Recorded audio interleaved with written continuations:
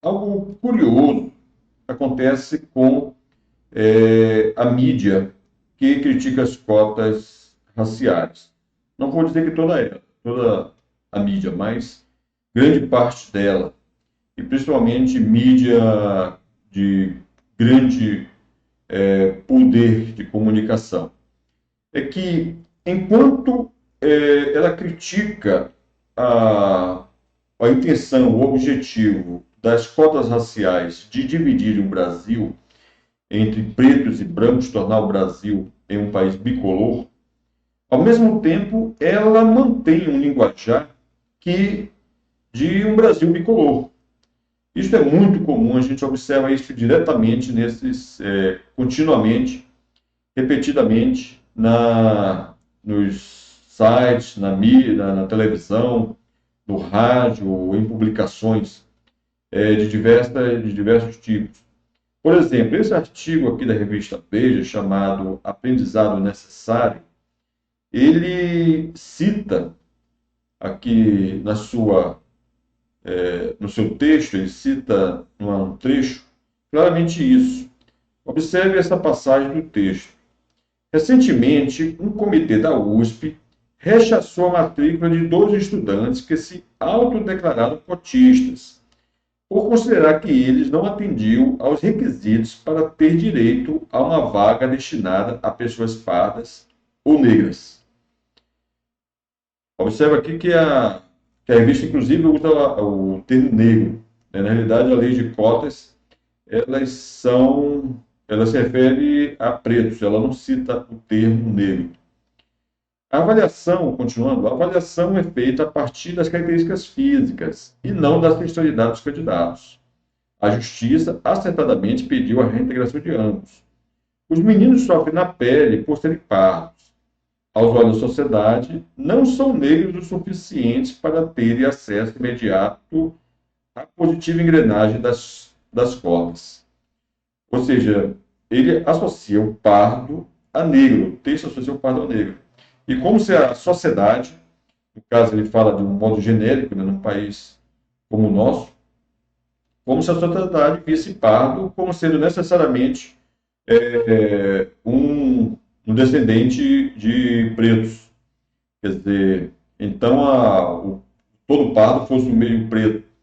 Isso, na realidade, isso é um tipo de pensamento, de argumento usado pelos defensores das cotas raciais, né, pelo negrismo. Tanto que, por exemplo, até na lei de cotas, você tem a expressão pretos, pardos e indígenas.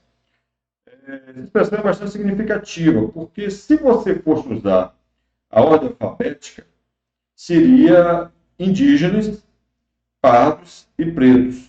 Se fosse usar a ordem histórica, também seria indígenas, pardos e pretos. É curioso como a lei de cotas tem isso. E isso se repete. Quer dizer, se repete, as pessoas colocam as cotas como se elas fossem destinadas a pretos, quer dizer, coloca os pretos em primeiro e os pardos como se fosse um subtipo. E os índios chegam no final como se estivesse indo de carona no processo. Pois bem, então observa que essa mentalidade, ela está de colocar o preto na frente e, inclusive, nesse tipo de literatura, nesse tipo de mídia que critica as cotas raciais, aparece continuamente. Pois bem, aqui no mesmo artigo, em seguida, ele faz um comentário também sobre a questão das cotas e da questão da entrada dos Estados Unidos, de novo, né, colocando aquela questão da polarização entre brancos e pretos. E aqui, no final, ele destaca bem isso. Ele comenta que o desejável é que elas, ou seja, as cotas, sejam temporárias. Em seu lugar, abram as escolas de qualidade para todos, negros e brancos, pobres e ricos. Ou seja, todos desse texto são os negros e os brancos. Mas a gente sabe que na realidade brasileira o todo, né, não é de pretos e brancos. O todo brasileiro é composto majoritariamente por pardos, por mestiços, Depois, os brancos, tem a população preta, a população índia e a população amarela.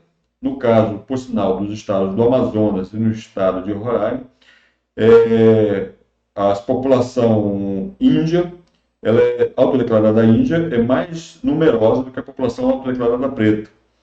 Quer dizer, então a mídia que critica as cotas raciais, que faz restrições, que faz essas mensagens, elas têm que atentar para isso, por evitar esse linguajar de polarização, porque o Brasil não é feito, não é um país bicolor, de pretos e brancos. O Brasil é um país majoritariamente mestiço e uma nação de identidade étnica mestiça. E para enfrentar essa tentativa de transformar o Brasil bicolor, né, e transformar o Brasil também eliminando o seu elemento nativo, né, porque nativo no Brasil são os índios e os mestiços descendentes de índios.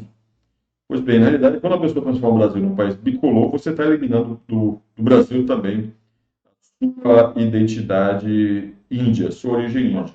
E nisso também é algo que se deve destacar, porque muitas pessoas, às vezes, associam a questão de origem índia só à região norte do Brasil.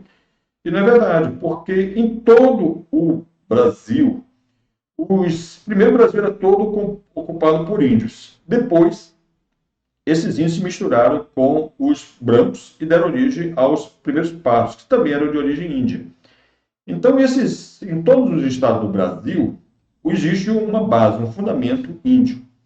Quer dizer, então, essa visão, inclusive São Paulo, Rio de Janeiro, Bahia, Minas Gerais, se for procurar a ancestralidade dessa população, ela que as pessoas imaginam como sendo uma população de brancos, pretos e mulatos, na verdade você vai encontrar lá a ancestralidade índia.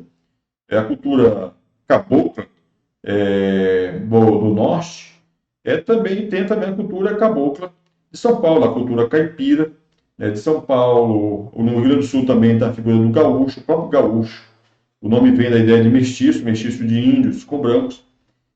Os gaúchos lá do estado do senador Paulo Paim, que é o campeão nessa defesa da imposição da identidade de negros pardos. Quer dizer, inclusive no Rio Grande do Sul você encontra também essa questão da origem índia. Muitas pessoas, elas se esquecem ou nunca tentaram que elas também descendem de índios. Às vezes ela se imagina preta, às vezes ela se imagina branca, e acaba se esquecendo da sua origem índia.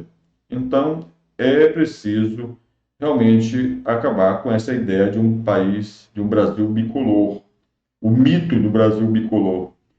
E para isso é preciso que, inclusive, os grupos que são contrários às cotas raciais abandonem um linguajar de Brasil bicolor, ou de um Brasil em que o pardo só deriva de brancos e de pretos. Então, fica aí essa mensagem. A mensagem unifica a nação unifica a mensagem. Compartilhe esse vídeo e